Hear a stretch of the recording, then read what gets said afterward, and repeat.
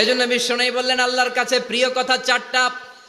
একটা হলো সুবহানাল্লাহ, দ্বিতীয়টা হলো আলহামদুলিল্লাহ, তৃতীয়টা হলো লা ইলাহা ইল্লাল্লাহ, চতুর্থটা হলো আল্লাহু আকবার।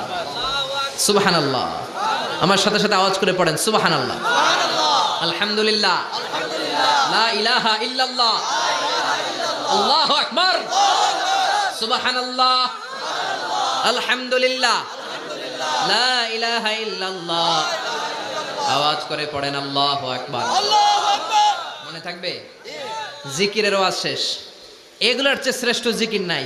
সবচেয়ে শ্রেষ্ঠ জিকির লা ইলাহা ইল্লাল্লাহ, সবচেয়ে শ্রেষ্ঠ কালিমা আল্লাহর কাছে এই চারটা। একটু খেয়াল করে দেখেন, এই প্রতিটা জিকিরের মধ্যে আমার আল্লাহর নাম আছে না নাই?